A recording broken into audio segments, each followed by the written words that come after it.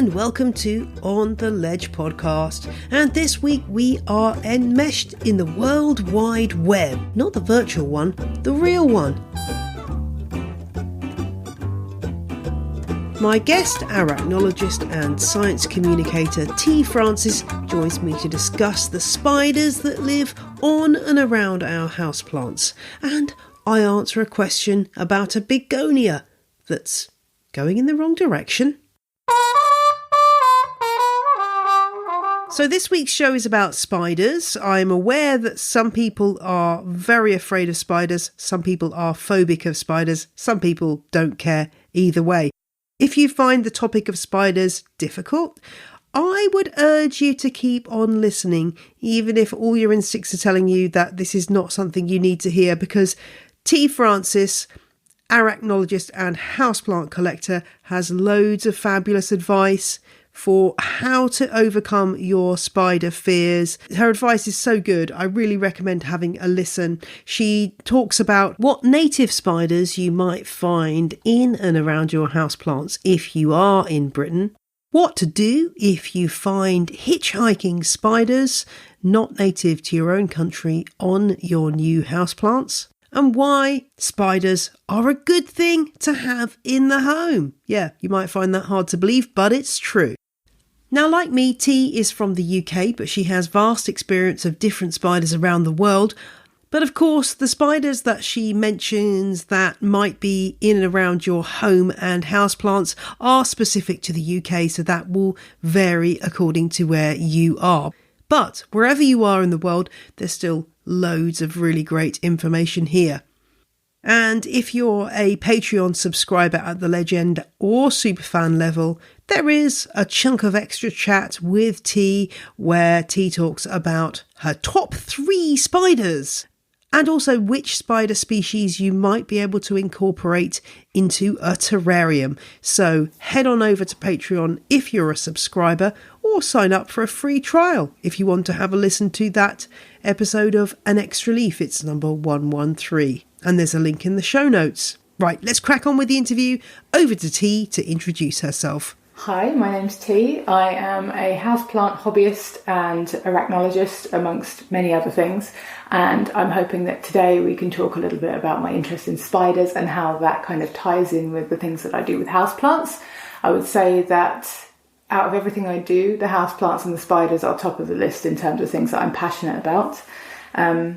As a profession, I am a taxidermist and artist, and I do some consulting for the houseplant scene here and there, and work with people as an arachnologist and science communicator where spiders are concerned too. So I'm a bit of a mixed bag, but bear with me because I hope I can bring it all into a nice cohesive picture for you in this episode. Oh, well, it's great to have this chat because spiders, they're quite a polarising topic, and I'm hoping that through this, people who are listening will be able to have a bit more of a context and an understanding of spiders by the end of this, whereas before they might have just wanted to, as I see so often on social media, people say, burn it with fire. Whenever they're showing a picture of something they don't know, they just want to burn it with fire. Hopefully we can get beyond that to actually appreciate these creatures and the role they play in ecosystems, and in fact the role they can play in our lives. I know you own spiders, you study spiders. Where do we start with spiders and houseplants? There's something we do see on our houseplants, around our houseplants. If somebody spots spiders around their houseplants, is there anything they need to worry about? There's no risk of any spiders causing problems to houseplants, are there? No. So spiders themselves are absolutely no risk to your plants whatsoever. Generally, if you're finding spiders around your plants in abundance, it's because they've got a food source. If they've got a food source, you might want to start looking at your pest situation. So they can actually be a really good indicator for pest activity that you might not otherwise have noticed. Spiders are not going to stick around anywhere for long if they can't get food. So depending on what kind of spiders they are, how big they are, whereabouts you're seeing them on the plant, that can sometimes be a decent indicator of what sort of food they're finding. If they're larger, they're not going to be bothering with tiny pests like spider mites or thrips. So you might have aphids or mealybugs or something that they're finding instead.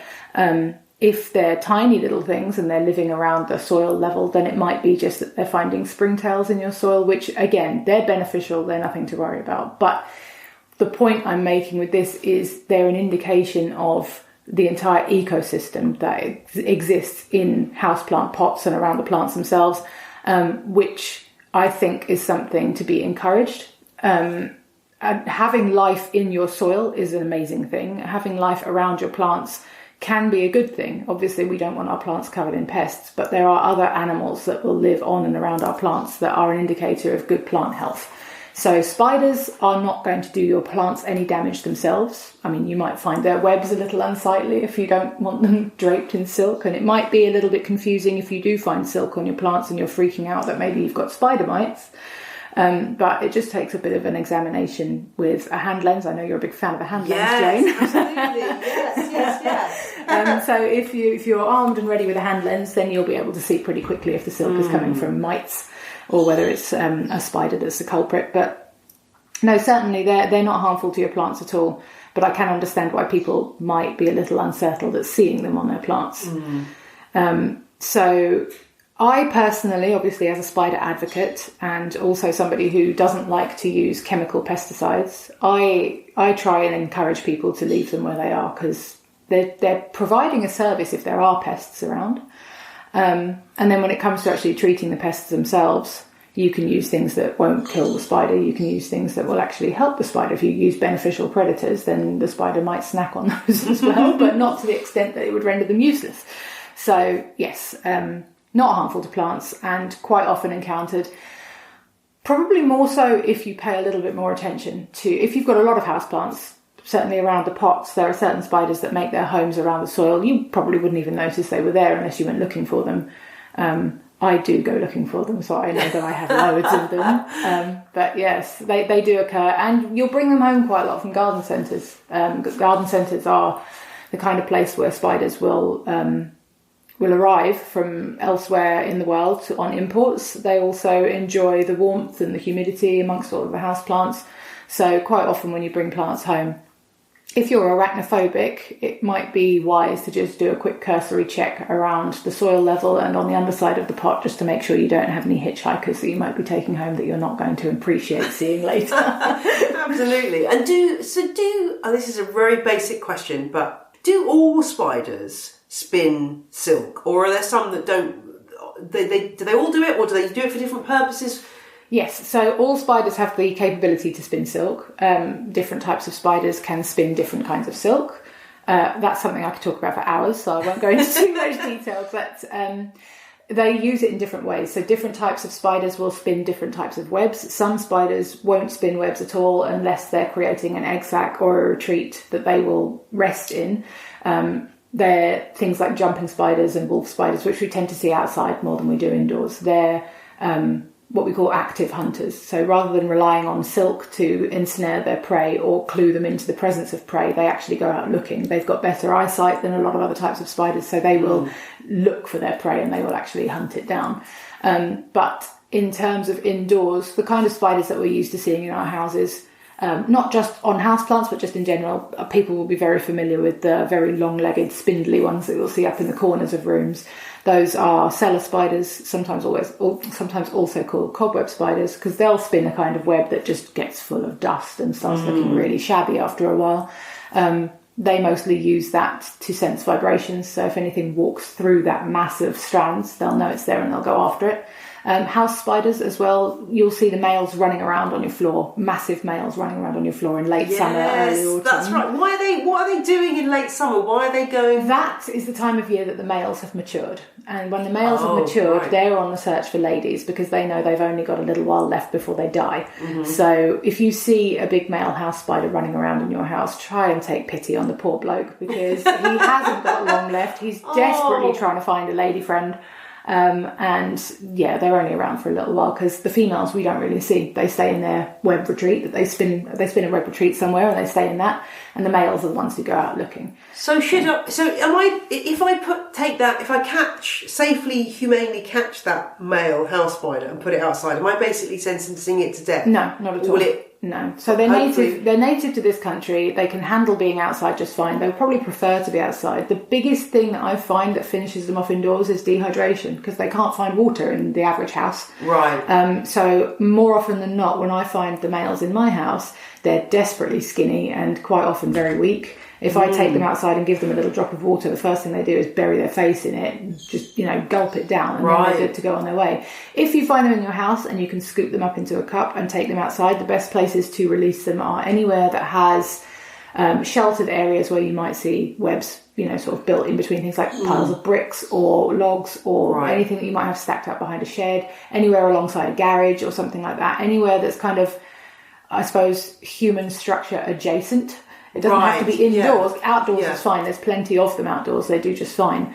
But no, you wouldn't be sentencing him to death. You'd probably be helping him. I feel better now, because I have, there was one time, on one occasion, my dog, who is, despite being a lurcher, is not a great hunter, other than he did once take out a big house spider and ate it before we got to it. But anyway, now I always take them outside, and I was kind of feeling bad, like, is this going to make them die? But it's good to hear that. I think there's some misconceptions largely based around their name. They're called house spiders. Yeah. So people think, well, they must want to live in a house. They're called house spiders because they're seen in houses quite a lot, but that doesn't mean they necessarily want to be inside. They end up in here because, they've wandered in from outdoors, or there's been a window open long enough for one to come inside and it's found somewhere where it can set up shop, But no, they're fine outside. And honestly, the females that live outside year round. They're fine. They've found somewhere sheltered enough that they can survive just fine. The males, by the time the temperatures really dip in winter, they're dead anyway.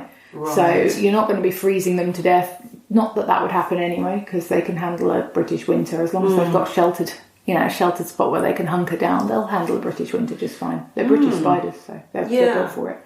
Oh, that's really interesting. And I mean, the other type of spider that I see a lot of in my house are, I think there's 3 species which are closely related. And I may be getting this wrong now, but false widow, or the cupboard spider, is it the cupboard spider? Yeah. I see a lot of those, and people really freak out about these sometimes. That's thanks to the media. Yeah, I was going to say tabloid headlines about these spiders, but actually, in my experience, they're extremely not keen on having interactions with humans. Yeah. I don't know what you'd have to do to, probably you'd have to accidentally put your hand on them, because they just don't want to encounter you. No. And when I have been trying to get rid of move one from somewhere to somewhere else, they just are very clever at sort of... Yeah, they're very quick, so they have a bolt hold that they will run off into at the slightest sign of disturbance that they don't want to deal with. Sometimes they'll just drop to the ground and curl up into a ball. Yeah, they curl up and drop, and then you're like, well, where have you gone? Yeah, it's like a little pea. Yeah, exactly. You can't see. Yeah. So the thing is, yes, we have a few species in the genus Steatoda in the UK. Right. The ones that you're most likely to encounter around your house and garden in this area particularly are Steatoda nobilis, which is the one that gets a really bad rap. That's a noble false widow. Steatoda grossa, which is what some people call the cupboard spider. Yeah. And then Steatoda bipunctata, which people call the rabbit hutch spider, because you'll quite often find them up in the corners of rabbit hutches. You'll find all of them in very similar habitats. But I think what tends to happen is on a slow news day, which I can't believe there is such a thing as a slow news day in the Lord's year 2023, where everything is sheer chaos all the time. On a slow news day, the British media does really love to run with these stories of deadly false widows sweeping the country, man loses leg to false widow bite, and it's all nonsense and massively over sensationalized. It's the print version of clickbait. It's nonsense. First and foremost, this whole thing about people losing limbs or having to have things partially amputated because of a spider bite, there is nothing in this country that possesses venom that can do that to human flesh. Nothing. The only way that can happen is via a secondary infection, which you can get from anything. I've been bitten by a mosquito a couple of days ago. I could get exactly the same from a mosquito bite, or if I catch myself on a rose thorn in the garden, or a rusty nail, or anything. Any break to the skin is an opening for a potential bacterial infection, spider bite included, but you do have to go some way to get bitten by a spider. I know people love to argue that point. They seem to think that spiders are poised and ready to bite at any given opportunity, but firstly, when they bite you, they're drawing attention to themselves. So they don't want to do that unless they absolutely have to. Secondly, if they're biting and using their venom, that's a valuable resource for the spider. That's how it hunts for its prey. It does not want to use its venom unless it absolutely has to. So to a spider, it has to perceive a life and death situation. It has to perceive a mortal threat for it to want to bite you. So these stories where they're talking about people having massive necrotic lesions from a spider bite, more often than not, they didn't see the spider bite them. The stories, if you read them carefully, are something like, oh, Steve from Kent was in his tool shed that he knows a spider lives in, and later in the day he realised that his arm felt a bit hot, and the next thing he knows he's got a necrotic spider bite. And it's just like, he was in a tool shed. He could have caught himself on a nail. He could have nicked himself with a saw. He could have got a splinter from the door. It could have been any of these things. But because the spider was seen in there at some point in the last 3 months, that's the conclusion everybody jumps to. The venom that these spiders possess is neurotoxic and nowhere near potent enough for a human to have any ill effects from it. The most you'll experience from a spider bite from anything native or established in this country is localised swelling, pain, maybe some discomfort and itching for, a while, but nothing serious.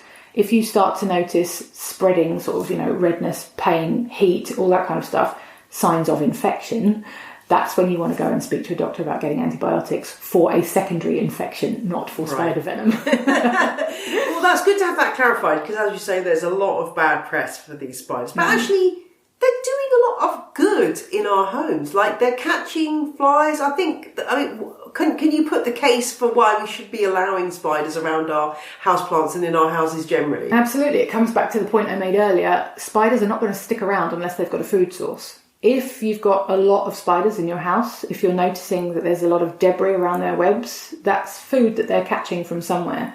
So they're an indicator of something else being present. Now, if you live out in the country and you've got a spider that's spun a web by an open window and you've got the lights on in the evening, it's fairly safe to assume that it's catching a fair amount of food that's coming in from outside. So, it's not necessarily a sign that you've got a cockroach problem or anything. But if you've got something, say, for example, you might have something like a little false widow or a cellar spider or something set up camp next to your sink in a downstairs bathroom that's a little bit damp and there's a lot of debris under its web, go and have a look and see if it might be woodlice. Because if it's woodlice, they're in there somewhere, they're hanging out somewhere damp, you might want to check and see if you've got any sort of beginnings of structural damage happening. If you're finding bugs that prefer damp areas inside your house, spiders are going to perhaps clue you into that. So it's something that you might want to investigate if you see that kind of thing. But no, certainly, you're in my house right now. I'm a spider advocate. I allow spiders to stay in my house. Can you see any huge, great big dusty cobwebs in here or any mess? There's more. It's interesting with the cobwebs. I definitely, there's one room of my house where I generally have a lot of spiders, and it's the room where the big doors and windows are, where loads of insects come in. There's just this natural they're going to be there, and that's the place they're going to hang out. And they do a great job. Yeah, absolutely. They will take care of the things that do want to bite you. There's plenty of things that do want to bite you. Blood-sucking insects, mosquitoes, and other kinds of things that spiders will happily munch on and take care of for you. So personally, obviously I know I'm massively biased, but personally I see them as they're not causing a problem. If you're not disturbing them, they're not causing you a problem. These myths about, the average human swallows however many spiders in their sleep, it doesn't happen. It just doesn't happen. They will stay away from any kind of damp orifices that are exuding carbon dioxide. That's not an appealing place for a spider to go. Right. So they're not going to think, yes, a human mouth, I'm going straight in there. They will stay away from it, So it's just, you see these videos online of people having spiders evicted from their ears that kind of give the impression that spiders will seek out a human ear to live in. But no, the spider probably got caught in their hair, got frightened, saw a dark area and ran into it, and will come out when it realises that it's inside a human being, a potential threat, There's so much. I think the way the information that we see online is presented is very misleading a lot of the time, and it does perpetuate this idea that spiders are inherently bad. But they're not, they don't cause a problem. They can't harm you. In the UK, they can't harm you. I realise you'll have listeners elsewhere in the world who might have to take into consideration more medically significant species. I lived in Los Angeles for a while, so there were black widows, there were brown widows. there were no brown recluses for anyone who might think there were no brown recluses in LA. But, brown recluses are found elsewhere in the States. There are other types of recluse species that are found in and around California, in the desert. So there are medically significant species elsewhere in the world, in Europe as well, Mediterranean particularly. But even those, they're not going to seek you out and bite you for no reason. And although they're medically significant, which means that if you get bitten by one, you want to seek medical attention, that does not equate deadly. It does not equate to deadly, I should say. There are very, very few spiders in the world that are actually venomous enough to kill a human being. And you would have to be out in Australia, digging around in the funnel webs that they spin, or messing around with mature males who are out looking for mates, or out in the South American rainforest somewhere to get bitten by one of those. So they've got a disproportionately bad press, considering how few there are out there that can actually do some real significant damage to you. And in the UK, it's absolute nonsense. There's nothing here that can hurt you badly. You have got more to worry about from a hamster or a fluffy bumblebee, or even a ladybird is more likely to bite you than a spider. Yeah. It's just trying to sort of get that point across as much as I can is why I do what I do, why I do the outreach online, why I talk to people, why I help people with arachnophobia. Because the bigger picture is, if we all have a very sort of blasé attitude towards killing things that we're not keen on, and not having a bit of thought for why these organisms exist where they exist, that's sort of opening the door to the sort of catastrophic damage that we're seeing being done to our environment at the moment through sheer complacency. People just don't know that they should care about these little things. They just see them as a nuisance. Recently, I've even seen people referring to birds in their garden as a nuisance.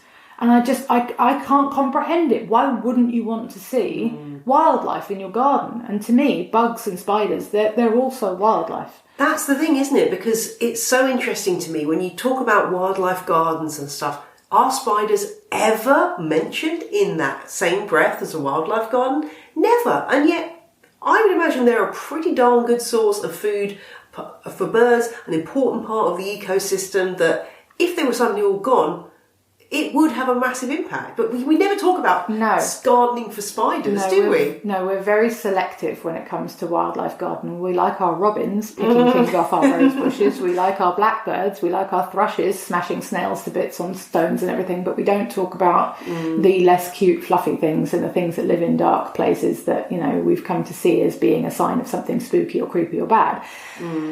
If I went out into my garden right now and gathered up every single spider out there and took them away, my garden would fall apart. They are an absolutely vital part of the ecosystems that they inhabit. And that can be said for anything that you find in your garden. The aphids that you find in the garden, ticks that you might find come in on your dog, or, whatever. They're all vital parts of the environment that they live in. They all fill an ecological niche. And if that ecological niche is disrupted in any way, whether they are usurped by an invasive species or eradicated by, overzealous use of pesticide, all of these things, it has a knock-on effect both ways, because not only so if they're somewhere in the middle of the food chain, they're predating on the things that are beneath them, but they're also being predated upon by the things that are above them. So you're going to see the things that rely on them as a food source start to suffer because their food source is gone,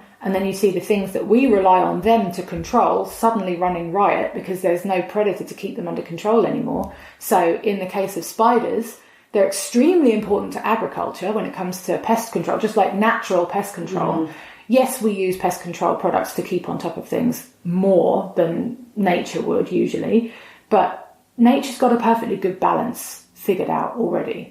So if you take spiders away, all of a sudden the pests that they would be feeding on can now do whatever they want. They will lay waste to a field of, whatever it is we're trying to grow, or a beautiful ornamental garden in no time at all, because they're not being kept in check anymore, because their number one predator has now left the building.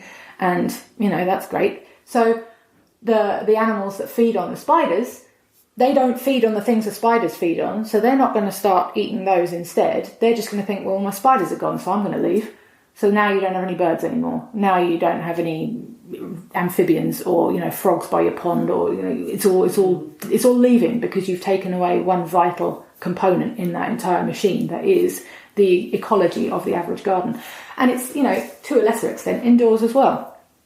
I'm not saying that, if you take all of the spiders out of your houseplants, they're all going to die, but it's certainly, if they're there for a reason. They're there because there's something to support them, and they're there because perhaps there's something else that they are supporting, or, it's just, the point I'm trying to make with that is we need to be more considerate of why they are where they are in the first place, and try and work on ways to live peacefully with them rather than trying to have this obsessive need for control.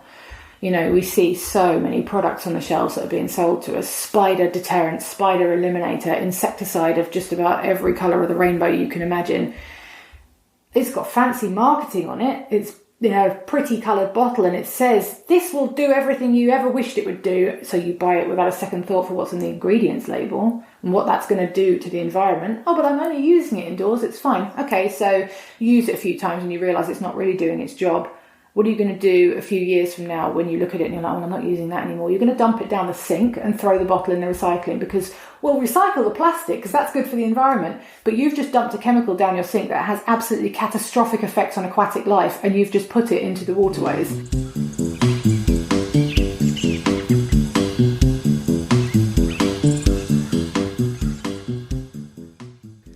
More 8-legged information coming soon, but now it's time for some housekeeping and question of the week.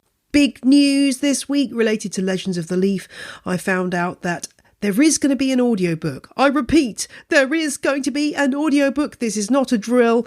I am getting the audiobook rights back from the publisher, so I'm hoping to get the audiobook done late summer, early autumn, and you will be able to buy it from all of the regular places like Audible and so on, and I'll let you know as soon as that is incoming. Exciting. Can't wait to have a chance to read through the book. I bet I'm going to spot some typos.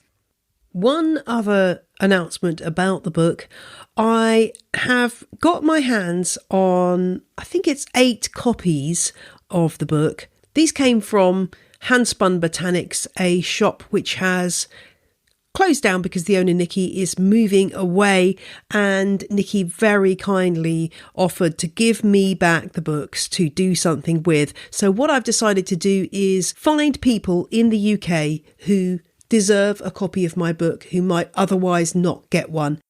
So this might mean a school library, or a group of people who are really into houseplants, or an individual who's been affected by the cost of living crisis and just can't afford to splash out 15 quid on a book right now, but would really love the book.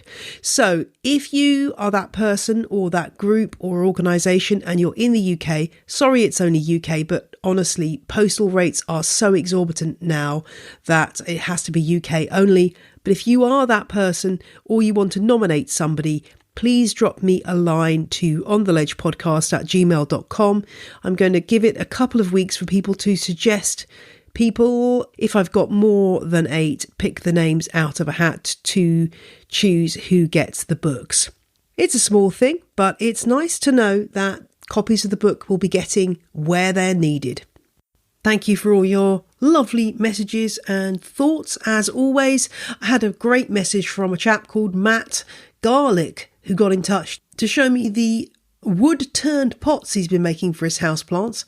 Absolutely incredible. If you're in the Facebook group Houseplant Fans of On The Ledge, he's on there and you'll be able to see a post with some of those on there.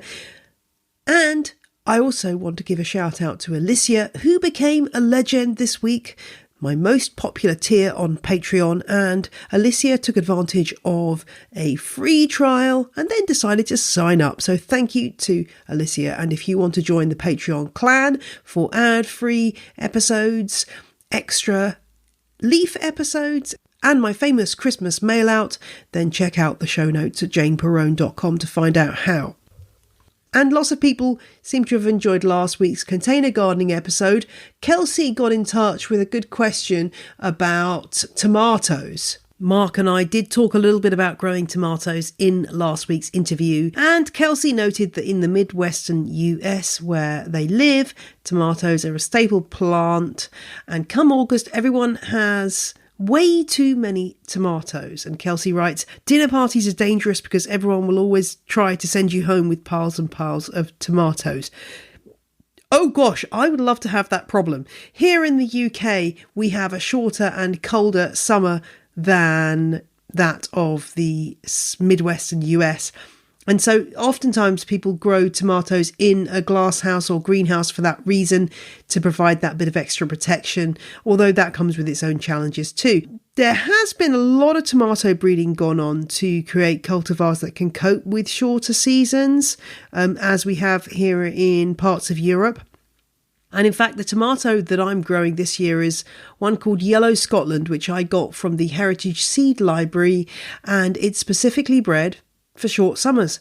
So here, oftentimes you'll get to the end of summer and frost will be coming and your tomatoes will still all be green. That's a very common experience. So if you can have a tomato that has a quicker time from flowering to fruiting, then you get a greater chance of getting your tomatoes before the season ends and not having to ripen them off the plant. So yes, tomatoes, choosing the right tomatoes is important, particularly if you're living in a climate like I am, where the season is somewhat against you at times. Right, on with the Q&A. And this week's question comes from Beatrice, who got in touch about a begonia that didn't seem to be growing quite as expected. And Beatrice helpfully sent some pictures through. And the problem was this begonia seemed to be growing out and not up. And once the pictures came through, all became clear. The picture that Beatrice sent through was of the beefsteak begonia, Begonia erythrophila. And this is where a little bit of knowledge really does help with your begonias and, well, with any houseplants, because it can be confusing. Some begonias do grow straight up, some want to grow out, and this is one of those plants that will tend to creep vertically rather than put out an upright stem. And Begonia erythrophila is a really well-known and historic begonia, if I may say. It was one of the first begonia hybrids done in 1845. They crossed Begonia manicata with Begonia hydrocotylifolia, hard one to say, and produced the beefsteak begonia which we know and love.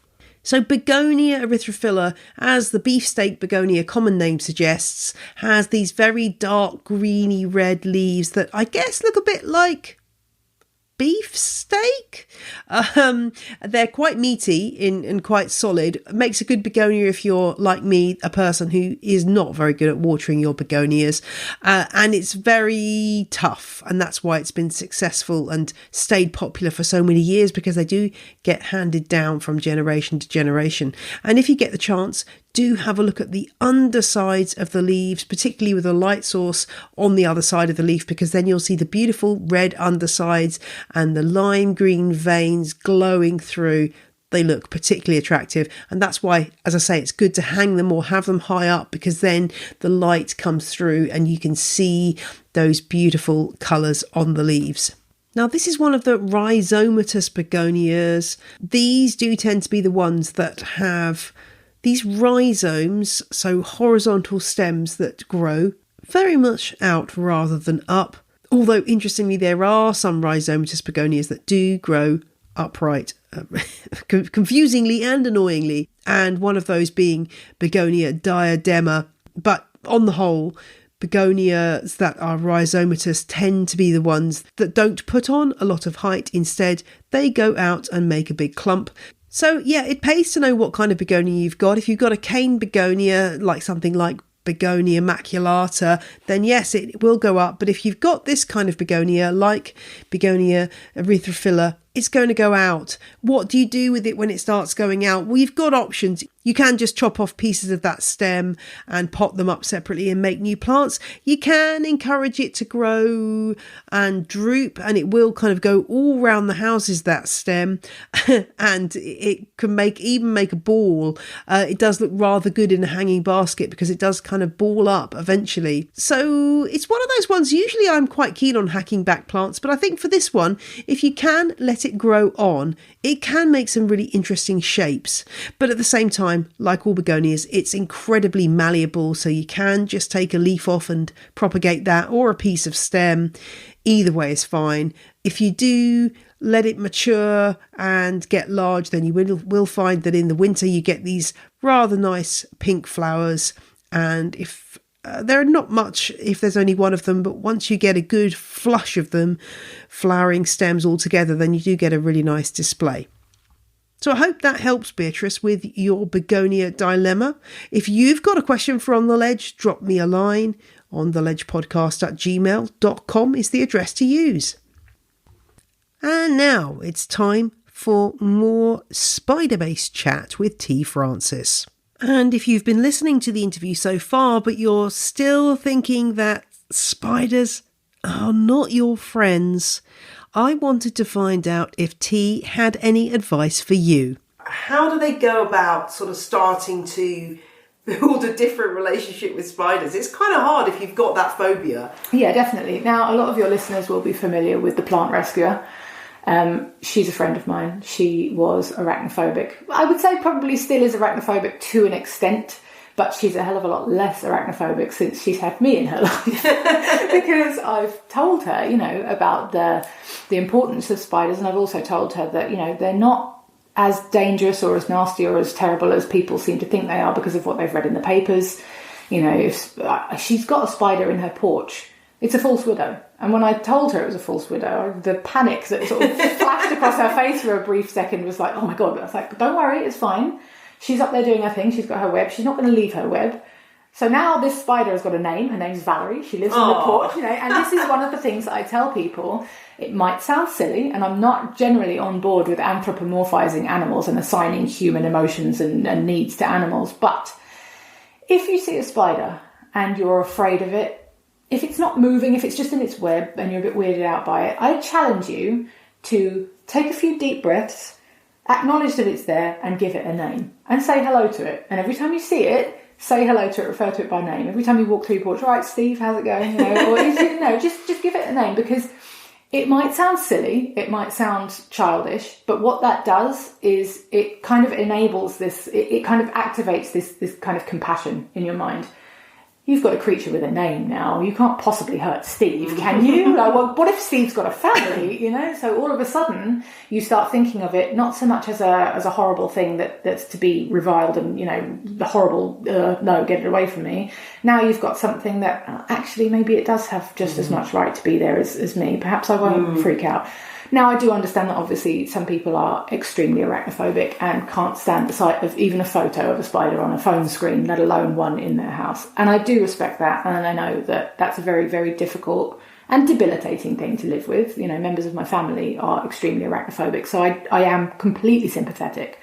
And to those people, the one thing I would say it's more an ask than anything else is please don't kill them.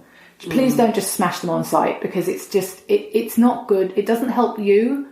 It doesn't help the environment. When I say it doesn't help you, yes, it's neutralised the perceived threat, but it's not helping you move past your fear in a constructive way. It's not helping you understand, why you're afraid of them or what you might be able to do to lessen the fear. In my opinion, the goal should always be to reduce the fear rather than reduce the presence of what you're afraid of, because spiders are everywhere. When I see people online saying, oh, could you please put a trigger warning on a photo of a spider? I'm like, well, yeah, I can, but you're going to go outside later, and they're outside. They're everywhere, I don't like when people say things like putting trigger warnings on photos of something that is everywhere.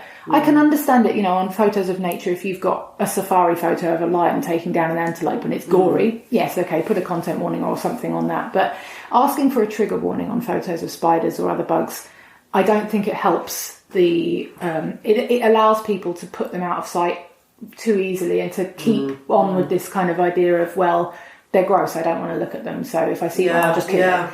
My whole thing is I want to try and change people's perception of them, not necessarily make everybody absolutely, full-on spider lover, but just perhaps give them pause to think, okay, well, hang on a minute, perhaps it would be more beneficial to me to overcome my fear so that if I do find one in my car, or, you know, if one does land in my hair or something, I'm not going to go into crisis mode. I'll be able to calmly... What is the best way of dealing with it? If you really can't have a spider in a room with you, I think a lot of people, sadly, go for the vacuum cleaner and vacuum up, which is obviously like that's not going to end well for the spider. No. But what's the best way of dealing with them if you've got to get them out of that room? If you've got somebody that lives with you or that is around, the best way is to ask somebody, please, can you come and get this for me? And, you know, scoop it up into a cup, a bit of paper under a cup and put it outside or something.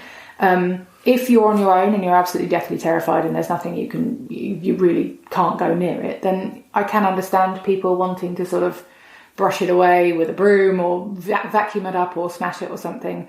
That's when the whole giving it a name thing starts to come in.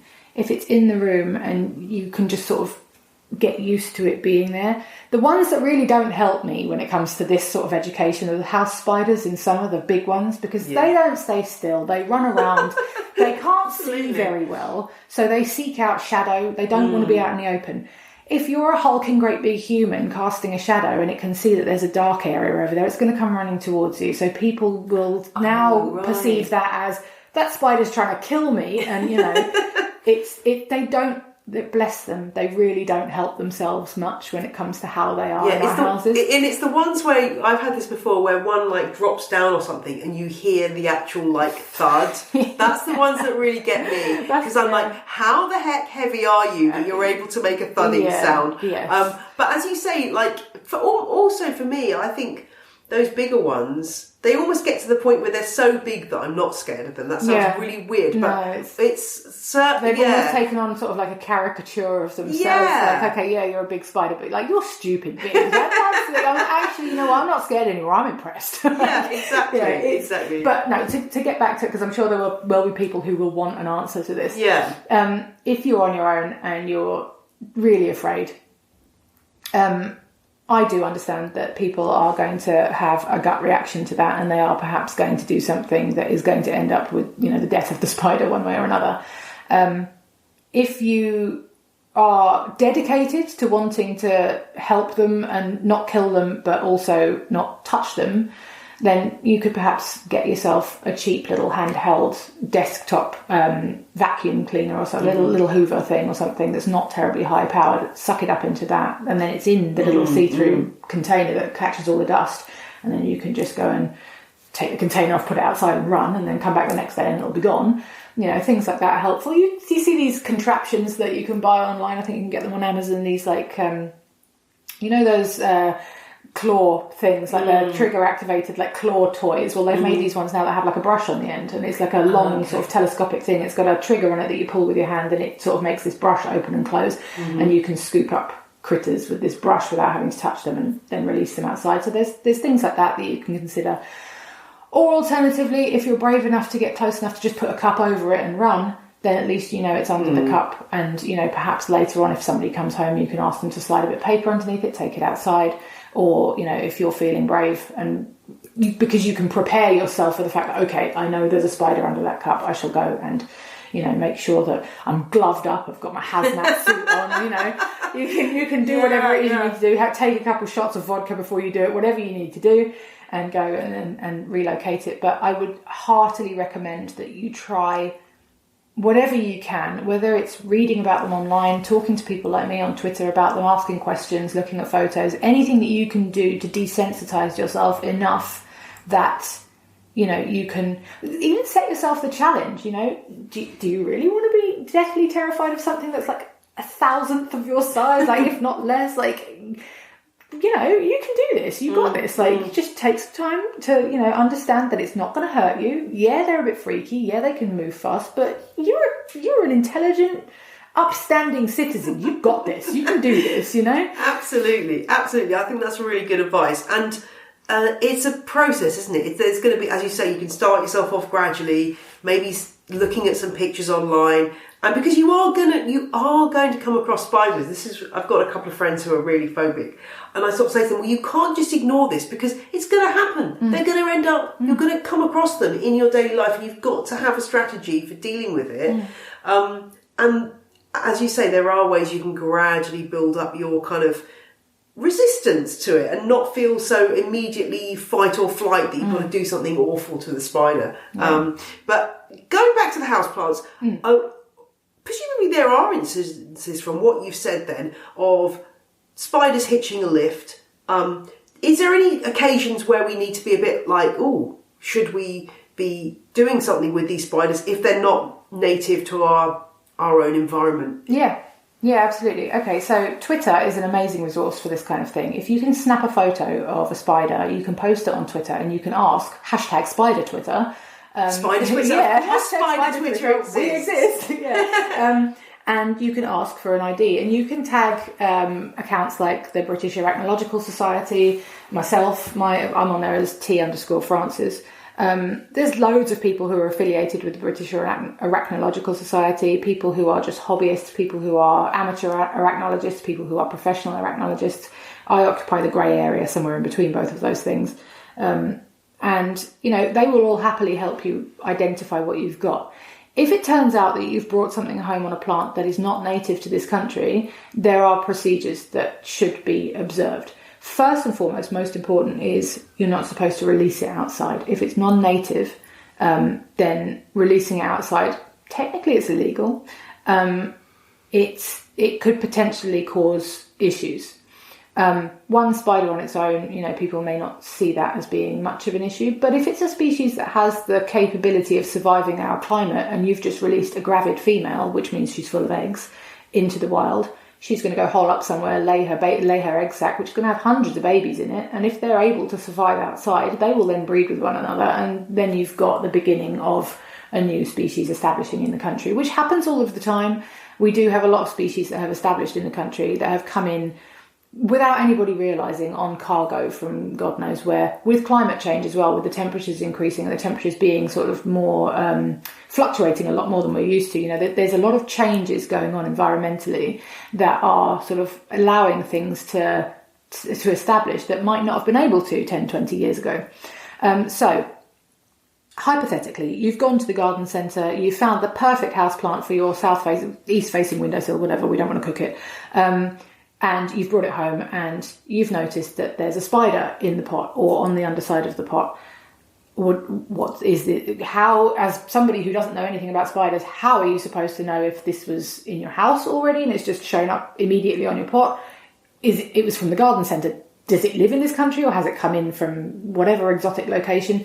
First thing to do is to try and get an identity. So, like I said, if you're on social media, you can do it on Twitter. I'm sure there's people, there are people, I'm on Instagram. Instagram you can use, Facebook you can use, all of these different social media platforms you can use. There's definitely people out there who are either active in groups or have made it their entire profile thing. Search hashtags UK spiders, British spiders, whatever. You'll find somebody who you can shoot a quick message to. Failing that, you can go to the British Arachnological Society's website and find contact information for them to ask them, if you want to send them an email or whatever. There are people that you can ask that will help you identify what you've got. If it's one of our natives, you can put it outside, no problem. If it's something that has established in this country but is not native, then they can advise you as to whether or not it's a good idea to let it go, or whether, there's certain things that have established in garden centres that can't survive outside of a glass house or a building in this country. They're not native, they're established, but only indoors. So, those things, if you let it go, it's not going to last 5 minutes outside anyway. But if it's an exotic spider that really shouldn't be here, the next thing to do is to decide how you want to deal with it. Now, some people who don't want to go to the trouble of posting it somewhere or taking it somewhere might opt for euthanasia, in which case you put it in a takeaway tub or something, you put it in the freezer. Obviously, I don't condone that, because I would far rather say to you, I will pay the postage and you can send it to me and I will care for it. It won't be released, it will just be allowed to live out its life here. And I'm not the only person who does that. There's plenty of people, again, affiliated with the British Arachnological Society, or people who are active on Twitter, who will gladly receive spiders from people who are willing to pack them up and send them. And it's surprisingly easy to pack up a spider and send it in the post. I wanted to ask that. How do you send a spider through the mail? All you need is some kitchen roll, some sort of lidded plastic container, and a box or something big enough to pack it in. Do you have to write fragile spider. If you're sending it via Royal Mail, which is recommended to send it via special delivery or first class recorded, so it's next day delivery, you can put, it is advisable to put on the outside of the box live insects. I know they're not insects, but if you just put live insects, it gets the point across to people who don't care, and it's going to stop people from freaking out if you say boxo spiders. I love that. I mean, I have received boxes that have been labelled spiders before, and I have to think about those poor people in the sorting office who are just like, oh my god, what? But you can relabel it as live insects, or just put fragile on the box, handled with care. Basically, if you've ordered plants in the post, it's very similar. You have to take care not to let it get battered in the mail. So you pad it out and you make sure that it's securely inside a nice strong box. It's the same with spiders. So if you take a takeaway container or a yogurt pot that has a lid on it, poke a few air holes in it, line the inside of it with kitchen roll. If you can spritz the kitchen roll a little bit so it's not entirely dry, just got a little bit of moisture on it. Let your spider go into the tub, put the lid on it quickly, and then put it in a box, pad it with some newspaper or packing peanuts or whatever, pick your poison. Tape it shut, put your address on it, send it off, and away it goes to its new home. Yeah. Well, that's good to know. I mean, that's a very good point, that with the international flow of plants moving around the world, perhaps slightly less now that we're in a Brexit situation here in the UK, but certainly still lots of plants moving around. Of course, there's going to be species that end up coming in on those plants, and fascinating. Thank you so much, T, for giving us a brilliant summary of why we should be really taking care of spiders and just learning more about them, because I think most of us just know very little right now. So hopefully people will be going away and just looking for them in their environments and realising there's a lot more spiders than they thought. Yeah, I definitely recommend it. Go out and take some interest in them. And if you are one of those people who is deathly terrified of them, then I do seriously recommend starting off by just giving them a name. And saying hello to them instead of screaming. Thank you so much. Thank you for having me. Thanks so much to my guest, T. Francis, and check the show notes at janeperrone.com for all the places you can find T's work. Well, I hope that's left you feeling a bit more positive about our eight-legged friends, and I'd love to know what spiders you've spotted in and around your houseplants. Any great finds? Let me know. That's all for this week's show. I'll be back 2 weeks from now with a fresh episode for your delectation. But until then, I hope you and your plants are, as I like to say, within acceptable parameters. Bye!